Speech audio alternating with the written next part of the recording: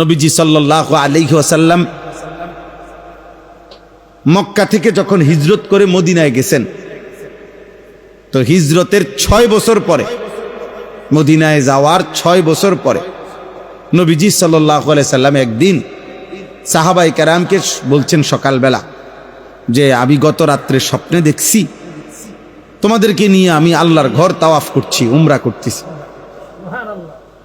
তো সাহাবারা আল্লাহর ঘর থেকে যে আইসা পড়ছে মদিনায় মক্কাবাসীর কারণে অত্যাচারে, তো এই কারো 6 বছর, কারো 7 বছর হয়ে গেছে। আজকে 6-7 বছর যাবত তারা আল্লাহর ঘর আর দেখে না। নবীজিও যায় নাই, কোন সাহাবারাও যায় নাই, ওনারা তো চলেই আসছে মদিনায়।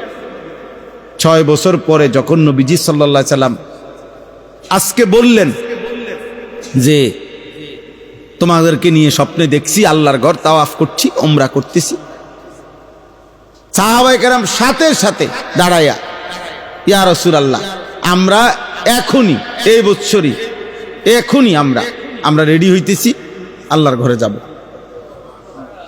সাহাবায়ে কেরাম বুঝতেন নবীজি সাল্লাল্লাহু আলাইহি ওয়াসাল্লামের স্বপ্ন ওয়াহী, সমস্ত নবীদের স্বপ্ন কি ওয়াহী। ওনাদের স্বপ্ন খামখেয়ালি না, আমাদের জানতেন কারো স্বপ্ন না। যেমন ইব্রাহিম আলাইহিস সালাম, উনি বলছেন ওনার ছেলে ইসমাঈলকে, আমি স্বপ্নে দেখেছি, ইন্নী আরা ফিল মানামি, আমি স্বপ্নে দেখছি তোমাকে জবাই করতেছি আল্লাহর হুকুমে।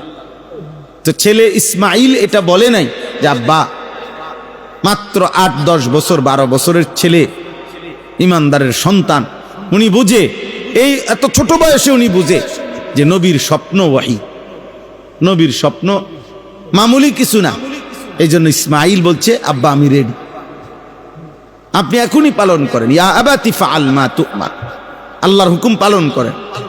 অথচ উনিও বলতে পারতেন আব্বা আরে স্বপ্নে তো কত কিছুই দেখ, স্বপ্নে তো মানুষ আমেরিকা বাইতলে পড়ছে, স্বপ্নে দেখলেও নাকি।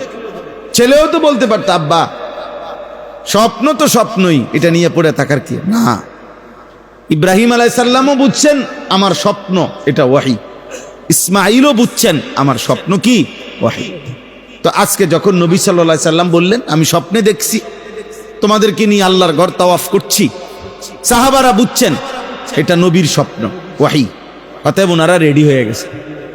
আল্লাহর নবী সাল্লাল্লাহু আলাইহি সাল্লাম 1400 কিংবা 1500 সাহাবী নিয়ে মদিনা থেকে মক্কার উদ্দেশ্যে আল্লাহর ঘর তাওয়াফ করবে, উমরা করবে, এই উদ্দেশ্যে নবীজি সাল্লাল্লাহু আলাইহি সাল্লাম রওনা দিয়েছেন। তো রওনা দিয়া মদিনার কাছাকাছি, আর সরি মক্কার কাছাকাছি একটা জায়গা হুদাইবিয়া, হুদাইবিয়া জায়গাটার নাম, ওইখান পর্যন্ত যখন আসছেন আল্লাহর কুদরতে নবীজি সাল্লাল্লাহু আলাইহি সাল্লামের উট নিজে নিজে বসে গেছে ওইখানে। তো উটে যখন বসে গেছে আল্লাহর নবী সাল্লাল্লাহু আলাইহি সাল্লাম বললেন হাবাসাহা হাবিসুল ফিল, আল্লাহর ঘরের দিকে ঢুকতে গিয়ে আব্রাহার হাতি, সেই হাতিকে যিনি বসায় দিছিলেন ঘরে পৌঁছবার আগেই আমার উটকেও সেই আল্লাহই বসায় দিছে কুদরতি ভাবে, নিশ্চয়ই আমরা অপেক্ষা করো, থামো, ভিতরে আমরা খবর নাও। তখন সাহাবী পাঠাইছেন, উনি খোঁজ খবর নিয়ে গোপনে কৌশলে খবর নিয়ে আইসা বলছি ইয়া রাসূলুল্লাহ মক্কার কাফেররা তাদের ঢাল তলোয়ার নিয়ে প্রস্তুত, কোনোভাবেই আপনাকে আমাদেরকে মক্কা শরীফ ঢুকতে দিবে না, আল্লাহর ঘরের তাওয়াফ করতে দিবে না, কোনোভাবেই না। তারা জান দিবে, লড়াই করবে, যুদ্ধ করবে, কিন্তু আপনাকে কাবা ঘরের কাছে আসতে দিবে না, তাদের সিদ্ধান্ত এটা। আল্লাহর নবী সাল্লাল্লাহু আলাইহি সাল্লাম বললেন হায়, আমি তো এই বছর এখন যুদ্ধ করতে আসি নাই, মূলত আমি আসছি শুধু কাবা তাওয়াফ করব, উমরা করব। উমরা মানে 3 ঘন্টার কাম, 3 থেকে 4 ঘন্টা সময়ের কাজ হলো উমরা। উমরা মানে আল্লাহর ঘরের চারদিকে 7 চক্কর দেওয়া, সাফা মারওয়া পাহাড়ে 7 বার আসা যাওয়া করা, এরপরে মাথা মুন্ডন করা, শেষ, খালাস। এই 3 থেকে 4 ঘন্টা টাইম লাগে। আরো কমও লাগে অনেক সময়। এতটুকুর নামই উমরা। তা আমি তো এটুকু করতে আসছি, আমি তো আবার আমার উমরা আমরা শেষ করে আমরা আমাদের পথে মদিনায় ফিরে যাব। কিন্তু ওদের সিদ্ধান্ত ওরা দিবে না। শেষ পর্যন্ত এই হুদাইবিয়া নামক জায়গায় নবীজি তাবু ফেলছেন এবং অনেক ঘটনার পরে, অনেক কথাবার্তার পরে যাইতে দেয় নাই। নবী সাল্লাল্লাহু আলাইহি সাল্লামের সাথে তারা মক্কাবাসী চুক্তি করছেন। এটাকেই বলা হয় হুদাইবিয়ার সন্ধি। এই চুক্তিনামার মধ্যে সিদ্ধান্ত হয়েছে এবছর ফিরে যাবে, আগামী বছর আইসা এই উমরাটা কাজা করবে।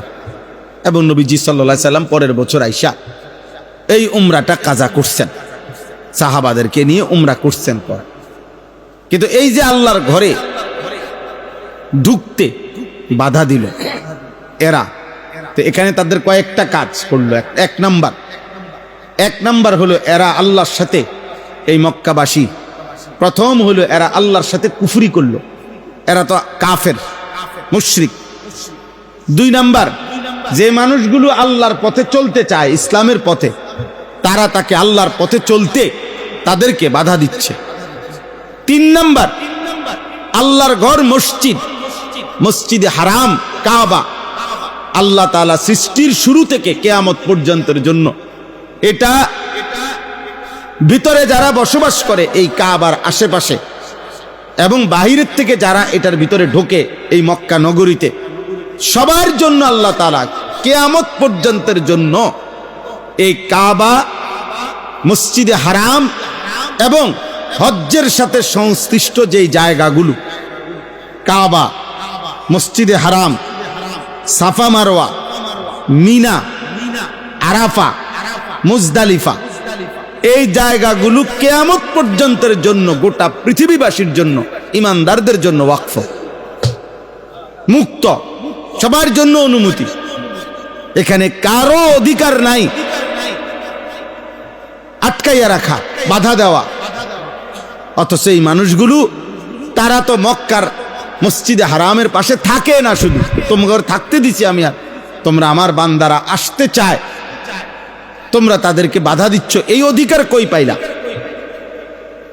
কেউই পাইলা।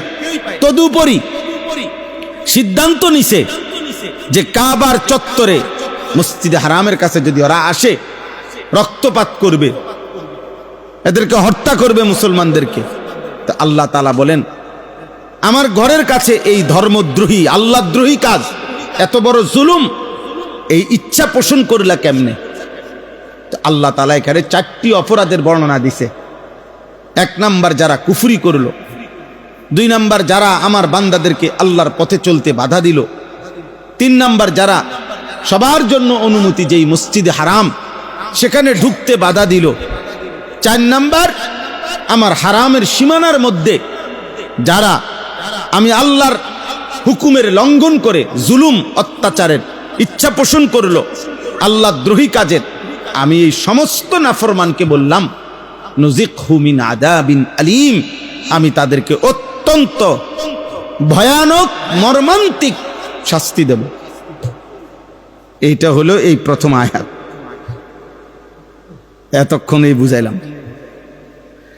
ইন্নাল্লাযীনা কাফারু, নিশ্চয়ই যারা কুফরি করলো, ওয়াসুদ্দুনা আন সাবিলিল্লাহ, আল্লাহর পথ থেকে যারা বাধা দিচ্ছে। ইসলাম, এখানে সাবিলিল্লাহ আল ইসলাম তাফসীরে আছে। ওয়াল মসজিদিল হারাম, এবং মসজিদে হারামে আসতে যারা বাধা দিচ্ছে।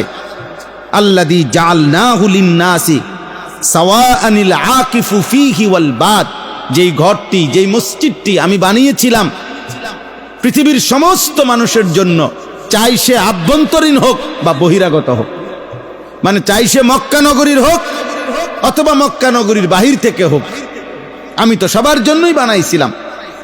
সেই ঘরে আসতে যারা বাধা দিচ্ছে, আমান ইউরিদ ফীহি বিইলহাদিন বিযুলমিন, এবং সাথে সাথে যারা আমার এই হারামের সীমানায়, মসজিদের সীমানায় যারা অন্যায়, জুলুম, আল্লাহদ্রোহী, ইলহাদ, ধর্মদ্রোহী, আল্লাহর বিরুদ্ধে জুলুম করতে চাচ্ছে, এরকম ইচ্ছা পোষণ করছে, মারামারি করবে, খুনাখুনি করবে,